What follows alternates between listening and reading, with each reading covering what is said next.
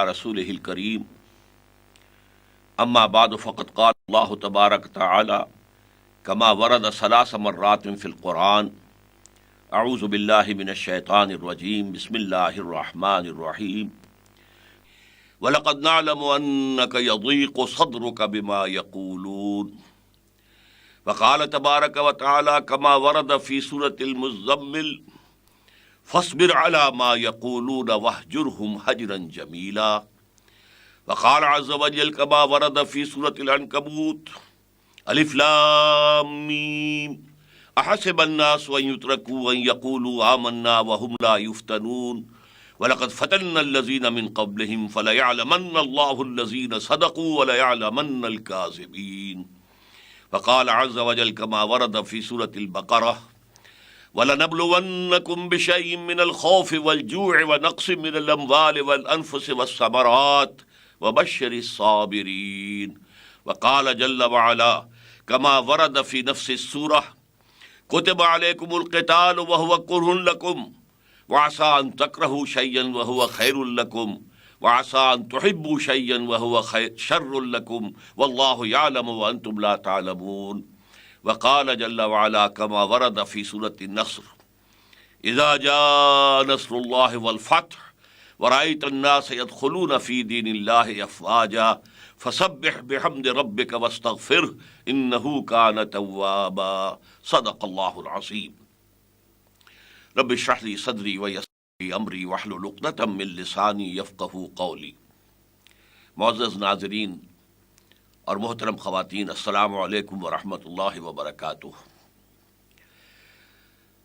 ربیع الاول کے مبارک مہینے کی گفتگوؤں کا جو سلسلہ چل رہا تھا وہ آج اس مقام پر ہے کہ جیسے کہ ہم دیکھ چکے ہیں کہ نبی اکرم صلی اللہ علیہ وسلم پر جو تکمیل رسالت ہوئی اس کا ایک مظہر بلکہ مظہر اتم یہ تھا کہ آپ نہ صرف داعی تھے، مبلغ تھے، مبشر تھے، منذر تھے، واعظ تھے، معلم تھے، مربی تھے، مزکی تھے، بلکہ اس کے علاوہ آپ کے ذمہ یہ تھا کہ نظام باطل کو جڑ سے اکھیڑ کر نظام دین حق کو بالفعل قائم کر دیں۔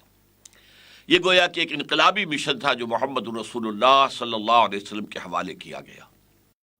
اس انقلابی مشن کی تکمیل کے لیے پہلا کام کیا تھا؟ آپ نے قرآن مجید کے مقناطیس کے ذریعے سے اپنے معاشرے میں موجود سلیم الفطرت لوگوں کو کھینچ لیا، پھر آپ نے ان کا تزکیہ کیا اور وہ بھی قرآن مجید کے ذریعے سے، پھر آپ نے انہیں منظم کیا۔ پہلی جو تنظیم کی بنیاد تھی وہ ایمان بالرسالت، ایمان بالنبوت، اور پھر اس کے بعد آپ نے دوسری اساس بیعت، اور یہ دوسری اساس جو ہے اگرچہ حضور کو اس کی چندہ ضرورت نہ تھی لیکن آپ نے یہ جو انسٹیٹیوشن آف بیعہ ہے اس کو اس لیے اختیار کیا تاکہ بعد میں جب کبھی ایسی اگر جد و جہد ہوگی جیسی کہ ہونی ہے اس عالم کے ختم ہونے سے پہلے، دنیا کے خاتمے سے پہلے، دنیا میں نظام دین حق کو پوری دنیا میں غالب ہونا ہے، تو جو جد و جہد ہوگی اس وقت کوئی نبی نہیں ہوں گے، کوئی رسول نہیں ہوں گے، بلکہ یہ کہ عام امتی جو ہیں حضور کے، ان کے ذریعے سے یہ کام ہوگا۔ لہذا اس کے لیے تنظیم کی بنیاد بیعت کی شکل میں خود حضور نے فراہم کر دی۔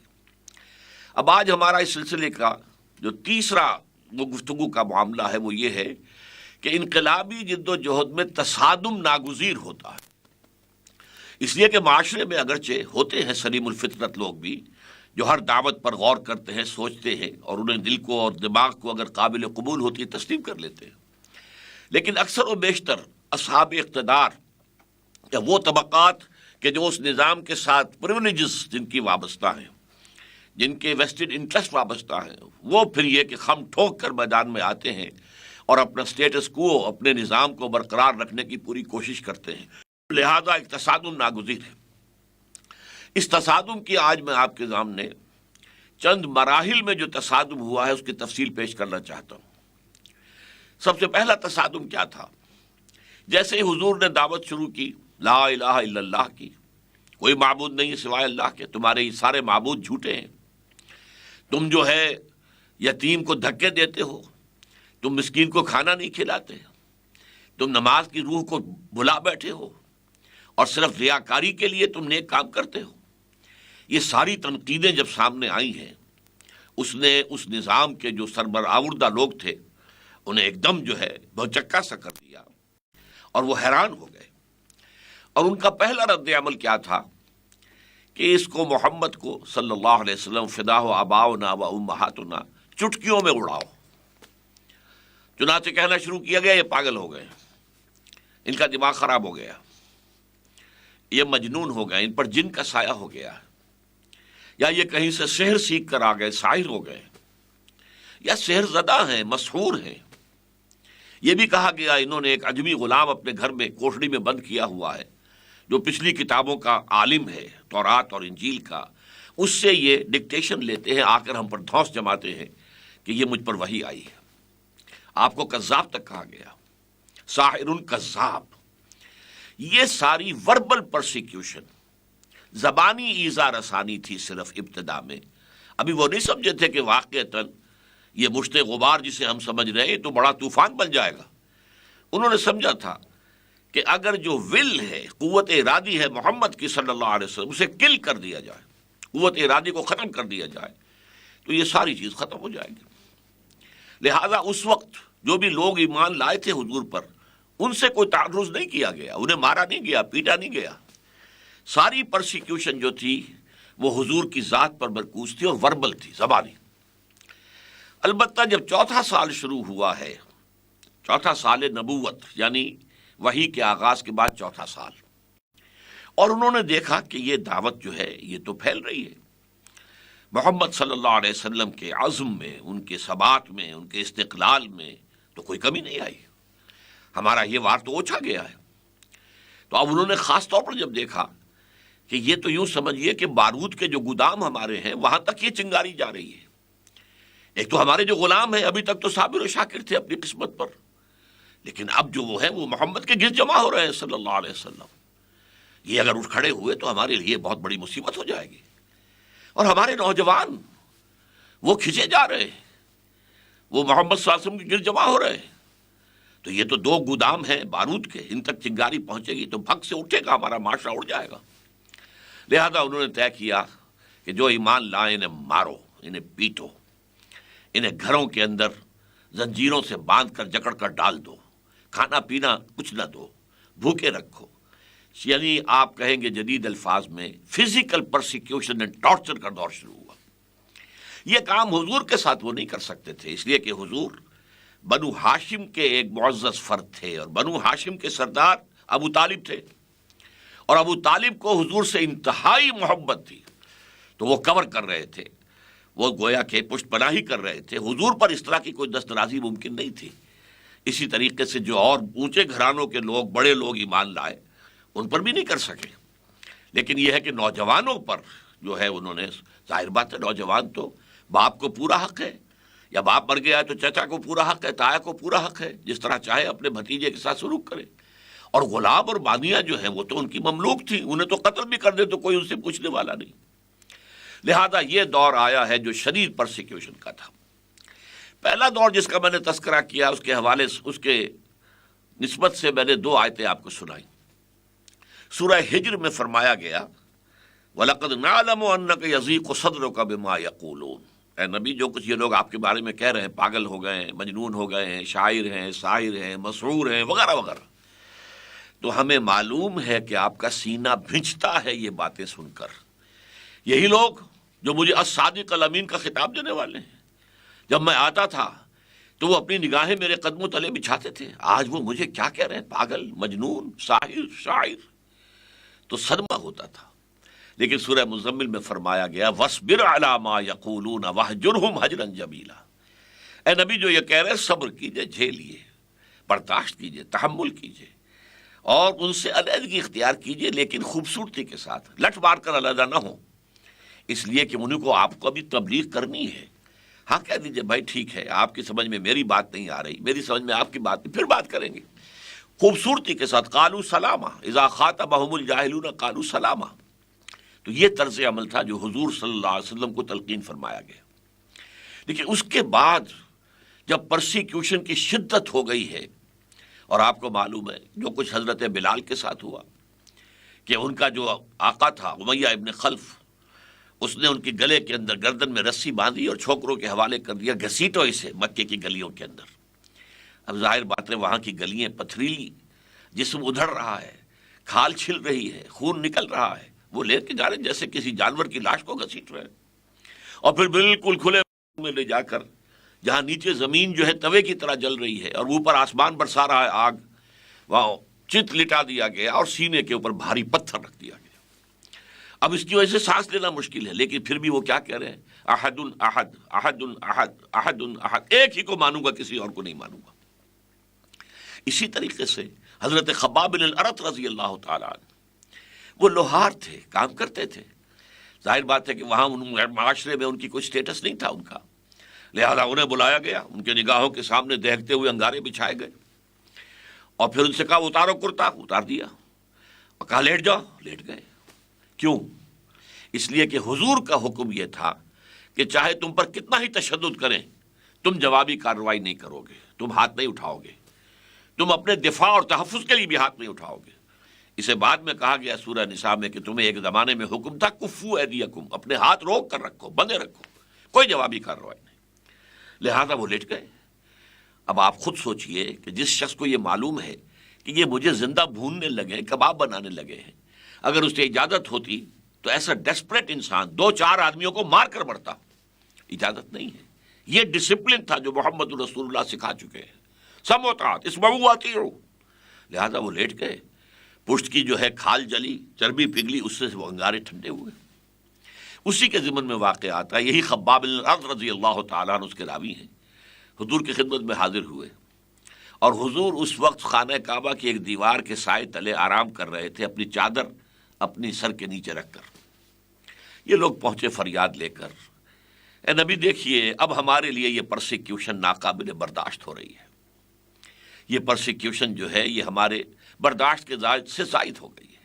اللہ تدعو لنا، کیا آپ اللہ سے ہمارے لیے دعا نہیں کرتے کہ اللہ تعالیٰ جو ہے اپنی مدد بھیجے، ان لوگوں کے ہاتھ شل کر دے، ان پر عذاب جو ہے آ جائے۔ حضور اس وقت اٹھ کر بیٹھ گئے اور کسی قدر ناراضگی کے اظہار کے ساتھ فرمایا، خدا کی قسم تم جلدی مچا رہے ہو، تم سے پہلے تو ایسا بھی ہوتا تھا کہ کسی ایمان کا دعویٰ کرنے والے کو گڑھا کھود کر دھڑ اس کے اندر جو ہے وہ اس کے گاڑ دیتے تھے اور سر کے اوپر آری رکھ کر چیرنا شروع کرتے تھے اور پورے جسم کو 2 حصوں میں تقسیم کر دیتے تھے، وہ برداشت کرتا تھا۔ ایسا بھی ہوتا تھا لوہے کی کنگھیوں سے ہڈیوں کے اوپر سے گوشت نوچ لیا جاتا تھا، ایسا بھی ہوتا تھا کہ زندہ آگ میں جلائے گئے۔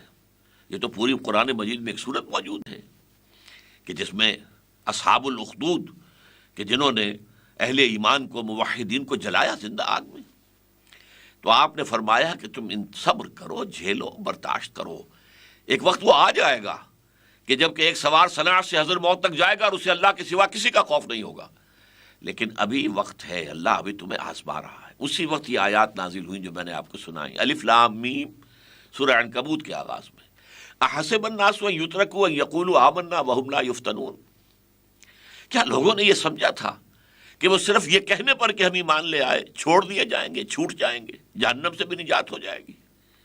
وَلَقَدْ فَتَنَّا الَّذِينَ مِن قَبْلِهِمْ، اور ہم نے تو سب ان سے پہلے جو لوگ بھی آئے ہیں اس راستے پر، ہم نے ان کو آزمایا۔ وَلَيَعْلَمَنَّ اللَّهُ الَّذِينَ صَدَقُوا وَلَيَعْلَمَنَّ الْكَاذِبِينَ، اللہ کا تو یہ اصول ہے، یہ قاعدہ ہے جو کبھی تبدیل نہیں ہوگا کہ جو بھی ایمان کا دعویٰ کرتا ہے ہم اسے آزماتے ہیں، دیکھتے ہیں واقعتاً سچ مچ ہم پر ایمان لایا ہے یا یہ صرف زبانی کلامی جو ہے عاشق بنا پھرتا ہے ہمارا۔ تو ہمارا تو قاعدہ یہ رہا، ہم آزمائیں گے، تم جھیلو اور برداشت کرو۔ اس کو ہم کہتے ہیں پیسو ریزسٹنس، اور اس کا حکم رہا ہے سن 4 سے لے کر سن 12 تک، 8 برس تک حضور کا حکم تھا۔ قرآن میں ابھی کوئی آیت نازل نہیں ہوئی تھی، لیکن اصل اطاعت تو تھی محمد کی صلی اللہ علیہ وسلم۔ بمصطفیٰ برسا خیش را کے دی ہم اوست، اگر بہو نہ رسیدی تمام بولا بیست، دین تو نام ہی مصطفیٰ کا ہے صلی اللہ علیہ وسلم، ان کا حکم تھا۔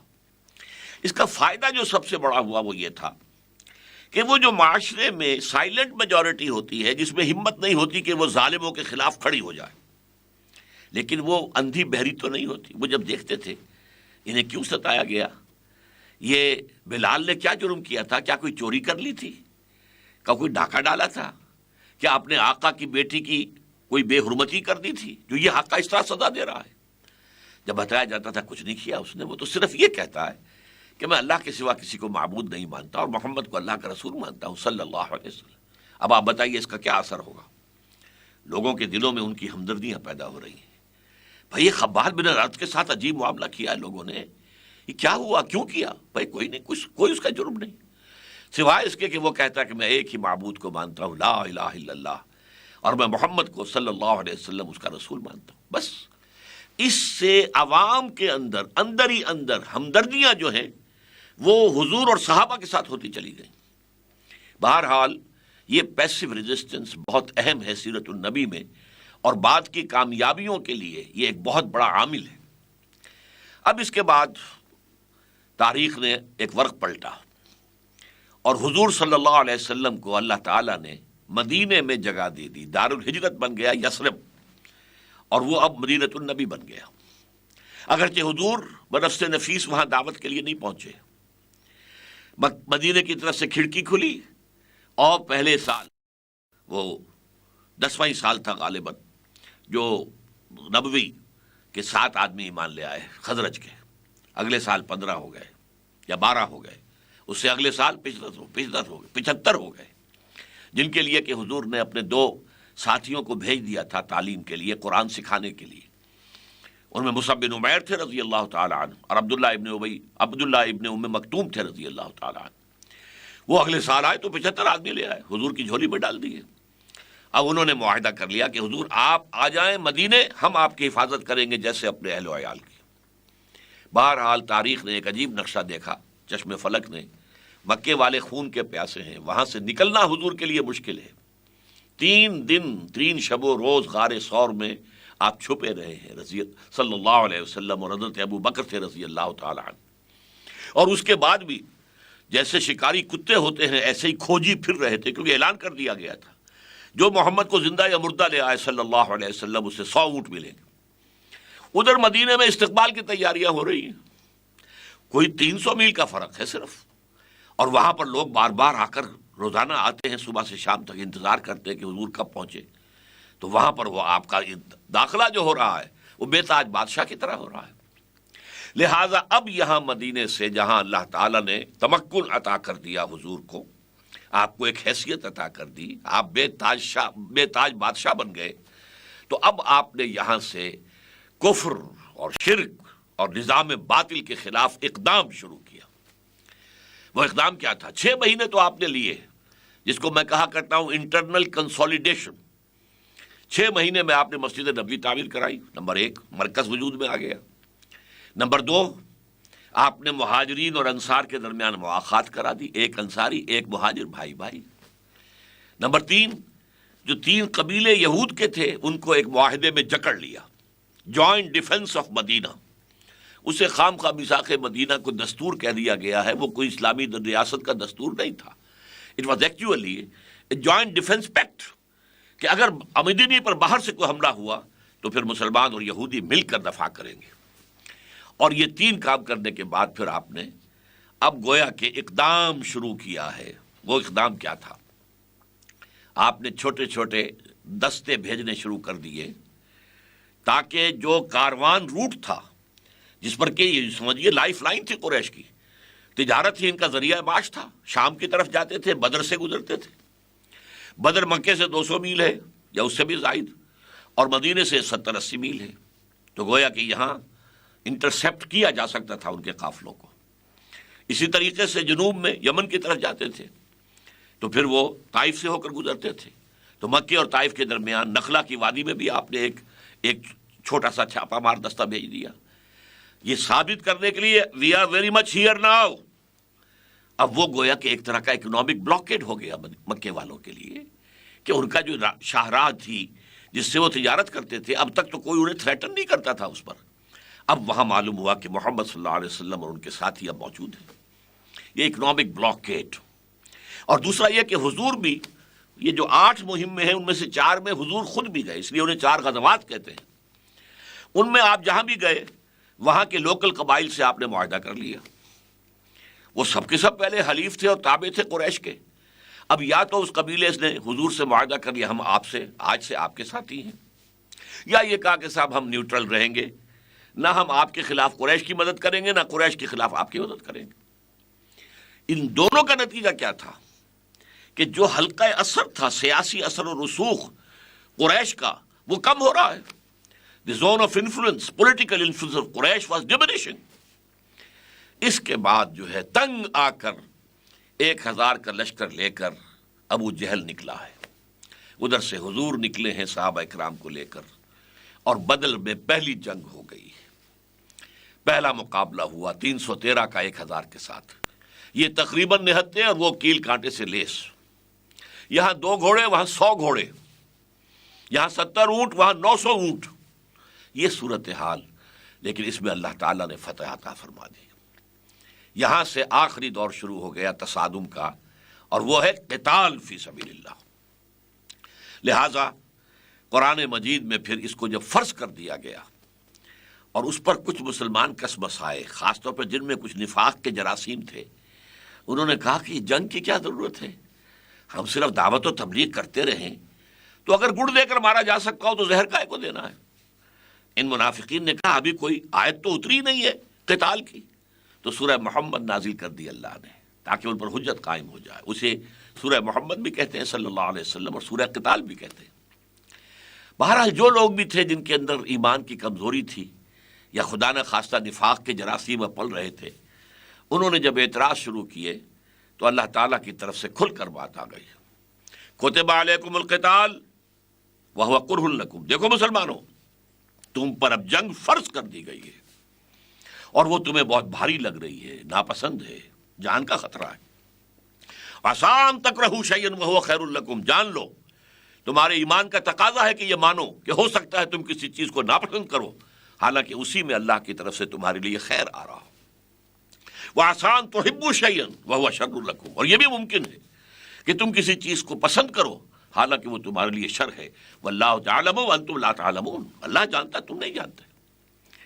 بہرحال محمد الرسول اللہ والذین معہ، جنہوں نے 13 برس یا 12.5 برس مکے میں جہاد کیا تھا قرآن کے ساتھ، جہاد بالقرآن، قرآن کی دعوت، لوگوں کو دعوت تک پہنچانا قرآن کے ذریعے، لوگوں کا تربیت تزکیہ قرآن کے ذریعے سے، اور وہ ڈٹے رہے تھے، ہر طرح کی پرسیکیوشن کو برداشت کیا تھا.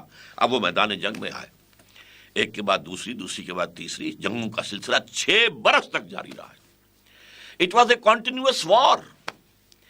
یہ تو بیٹلز کہلاتی ہیں، battle of Badr, battle of Uhud, battle of the trenches. یہ بیٹلز ہیں، لڑائیاں ہیں. جنگ جو ہے وہ تو مسلسل تھی، اور ان بڑی جنگوں کے درمیان اور چھوٹے چھوٹے غزوات بے شمار ہوئے. لیکن یہ کہ جب یہ 6 سال کے عرصے میں چونکہ پوری تیاری کر کے محمد رسول اللہ نے یہ اقدام کا فیصلہ کیا تھا، آپ کے پاس ایسے جانثار تھے کہ جو اپنی جان دے دینے کو سب سے بڑی کامیابی سمجھتے تھے، اس لیے کہ شہادت مطلوب و مقصود مومن نہ مال غنیمت نہ کشور کشائی. انہیں تو شہادت کی بہت پسند تھی. لہٰذا اللہ تعالیٰ نے کامیابی عطا فرمائی. پہلی کامیابی صلح حدیبیہ کی شکل میں ہوئی، اور پھر اس کو تو خیر لوگوں نے کامیابی نہیں سمجھا، لیکن اللہ نے فرمایا انا فتحنا لک فتحا مبینا. یہ در حقیقت فتح خیبر اور اس کے بعد فتح مکہ کی یہ تمہید تھی جو صلح حدیبیہ کی شکل میں ہوئی ہے.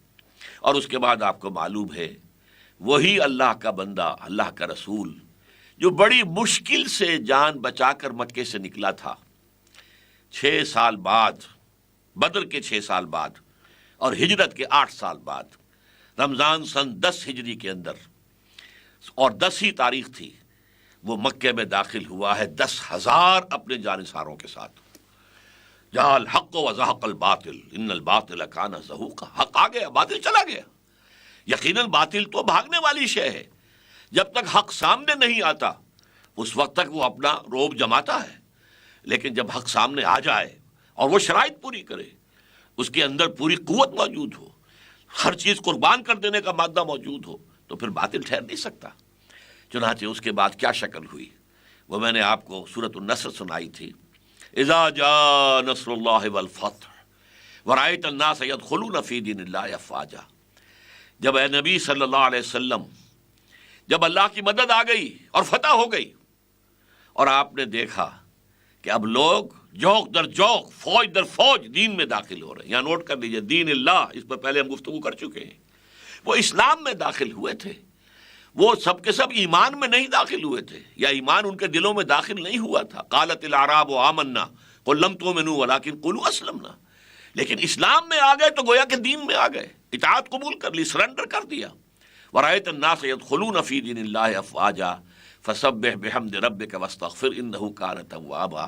تو اے نبی، آپ ابھی تک جو بہت مشغول رہے، تو جتنا آپ کی خواہش تھی کہ ہمارے ساتھ لو لگائے رکھیں، یہ ساری مصروفیات اس میں حائل ہو جاتی تھیں۔